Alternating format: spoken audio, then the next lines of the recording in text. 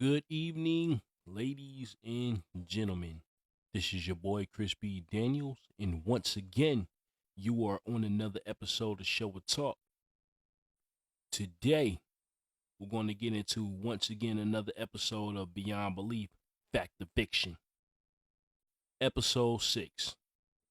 And this is the last episode of season 1, which it pretty much finished off with a bang. I got to say that. Um So these 5 episodes deal with basically everything from miracles to murder. But here we go. So the first episode, or the first story, I don't know why I keep saying episode, but the first story is called The Candlestick. It's about this rich lady. She's an older woman married to a younger guy, and most of the time y'all know how that goes. This dude is clearly using her for her money. So she looks at all her financial statements and everything like that when he walks through the door. And she's basically telling him that she's sick of what's going on and she had enough of his escapades and stuff like that. You know what I'm saying? So this guy claims that he had rented out a hotel for her benefits and stuff like that. You know what I'm saying? Things like that for her little organizations, but we all knew what it really was. So she wanted to divorce the guy, but the guy thought he had something when he said he was still, the chairman of her foundations and president. It was like two different foundations. He was a president of one and the chairman of the other, but she basically fired him from both. So when she did that, that's when he took this candlestick and he had basically bludgeoned her to death. And so when the cops showed up, no, the next day when the nanny arrived, she came through the door and saw that the woman was dead on the floor and she started to panic. So she called the cops. Shortly after, the cops come over and, they're investigating the scene. And not too long after that, her husband comes through the door and he appears to be shaken up, right? Which we, the viewers, know what happened, but he appeared to be shaken up. And one of man, can't talk. One of the detectives decided to question him even further after everybody else left. You know what I'm saying? Um, so the husband pretty much refused to answer any more questions. And right before the detective left, the husband started taunting the parrot. And the parrot had said something that his wife had said right before he killed her. And the detective heard it. And so he came back in and automatically knew that old boy was guilty. So he got arrested on the spot, and that was that. And that was pretty much the end of that story. I thought that story was it was okay. I give it a I give it an 8 actually. Because I feel like dudes like that or people like that in general deserve their comeuppance. But the next story, this one when I first seen it, it kind of took me off a little bit because I'm like, dang, I ain't never seen nothing like this before, you know. But it's called The Diner, and it's about this old couple, right, who run this diner, and after they close up shop, they bring people off the streets, to come get something to eat. Because I guess they both have the heart of gold, and they can't stand to see people out in the streets hungry, so they bring them in. So in this story, they have two guys they bring in. The first guy they bring in, you know, he's not much of a social person. So when they bring out the roast beef, he's going to town on it. And then a woman pours him a glass of milk. He wasted no time. He had ate it quickly. And then not long after that, they, the cops and the coroner and all that showed up and they took him away because somehow he ended up dying. And then, not too long after that, they bring in another homeless person off the streets. This was like maybe a day or two later. And they give him the same treatment. And so this guy, he's a little more social. He's telling them about his background, his history, and everything. He got beat up and he ended up in the hospital. He doesn't remember his own name. So, they just trying to get information out of him. But after a while, he ends up dead. So we come to find out that it was the old couple basically poisoning these people because they were homeless and on the streets. I guess they were calling themselves putting these people out of their misery. And so after the second dude had croaked over, one of the cops or coroner, looked at the guy and he noticed the guy had dog tags on. So he had read the name out loud to the couple, and automatically the husband knew who this guy was. It was their son that supposedly died in action in war, 25 years earlier.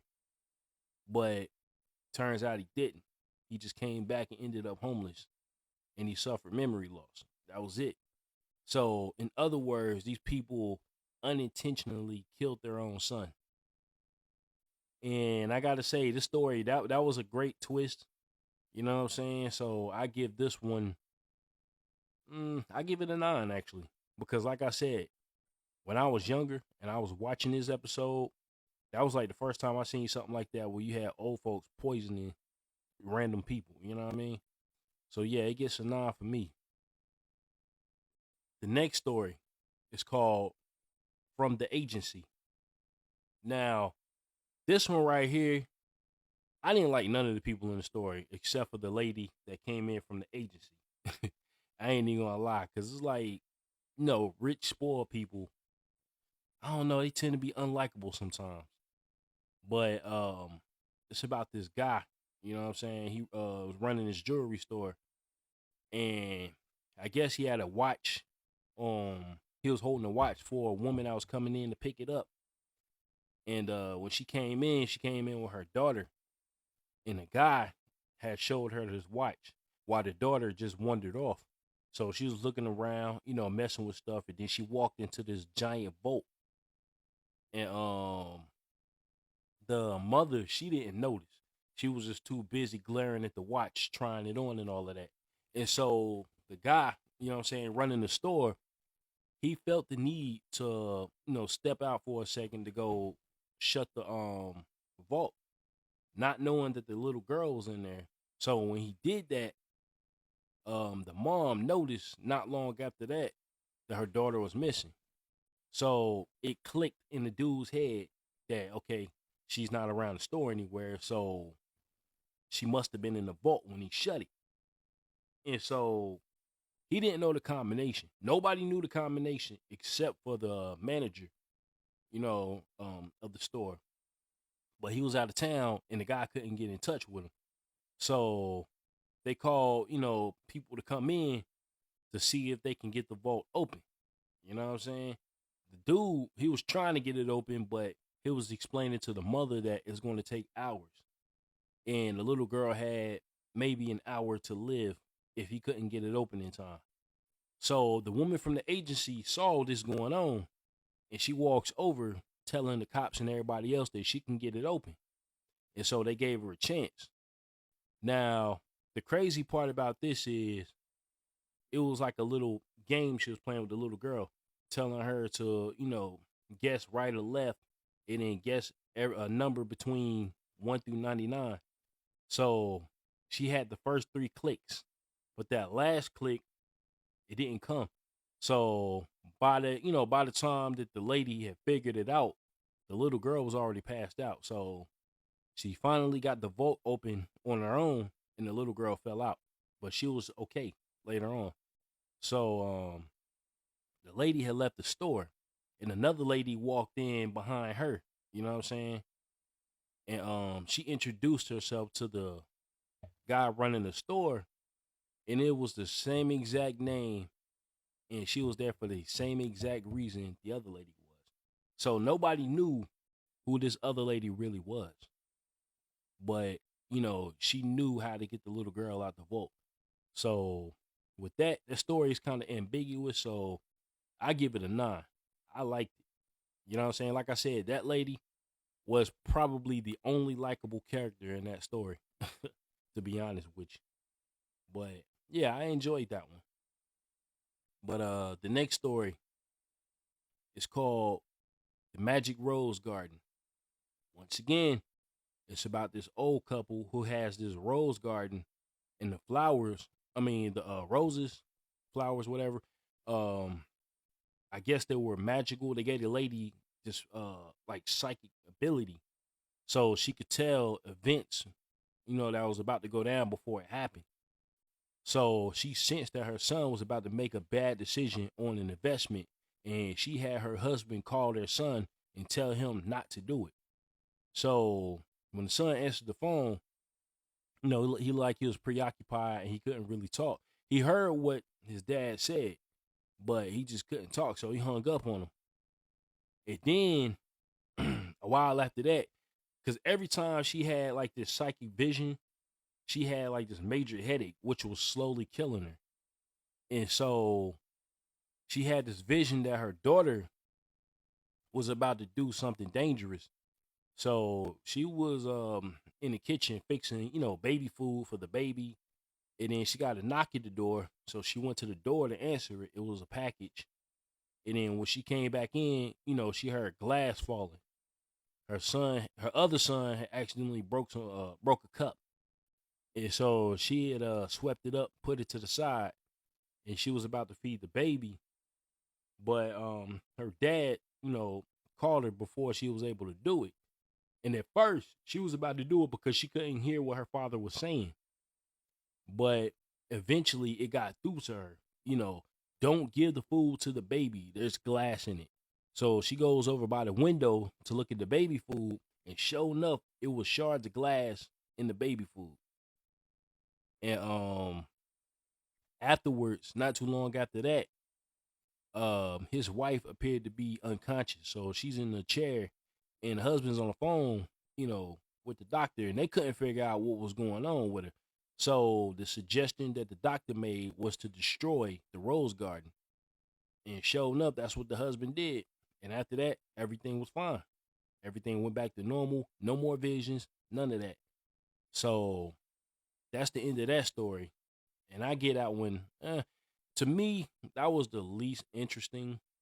But I give it a 7.5 anyway, just because I appreciate, you know, the substance. I guess I don't know, but it was all right. It wasn't bad. It was just the weakest out of the four stories so far. But the last story, which once again was told by James Brollin himself. Now, this one was about two soldiers stationed in Australia during World War II. When bombs started going off all around them while driving in a Jeep on their way to an aircraft station, an air attack is launched, but the two soldiers managed to dodge the attacks. Then got thrown from the no, they I can't talk, y'all. Dodged the attacks. Then a low flying plane drops a huge shell on the hood of the car, and they're blown clear off the vehicle. When the shell explodes a few yards away, they see a roadside ditch, and they dive into it. They remain there while the bombs continue to go off. And yes, I'm reading because I had to write this one down. It was a little long, but they remain there while the bombs continue to go off. After the attack is over, the two soldiers come out of their ditch, shaking but not hurt. When they check out the Jeep, they see a large piece of shrapnel lodged in the driver's seat. The soldier who drove stares at the piece of shrapnel in disbelief. His father's name was printed on it. Later, he learns the explanation. Years before the war, his father junked an old Chevy which had engraved his name on the cylinder block. When the car was scrapped for parts, the parts wound up in Japan, which back then were a major market for steel and iron parts, which I believe that. The parts were sent to a munitions factory when the war started, and the parts of the soldier's father's car were used to make the bomb that hit the Jeep. A bomb that went off but never took the life of his son. That's one hell of a coincidence. That's one hell of a coincidence. But that story, I'm gonna tell y'all this story actually happened. This one actually happened. But the rest of them I can't tell you. And I give it a 10 out of 10 because that's a hell of a coincidence, yo. I can't say that enough. And yeah, that ends episode 6, season 1. But let me know what y'all think about that one. You know, this episode went out with a bang. Like I said, it went from miracles to murder. So yeah, when you get a chance, check out season 1 and let me know what y'all think. And if you're watching this on YouTube, give me a like, comment, and subscribe. I will greatly appreciate every single one of y'all. All right? I'm out of here. Peace. The feeling is mutual. Come in, take a seat, share your thoughts with each, and preach it when you speak, so we can share kinetic energy throughout the brainwave. Keep us balanced out and all on the same stage.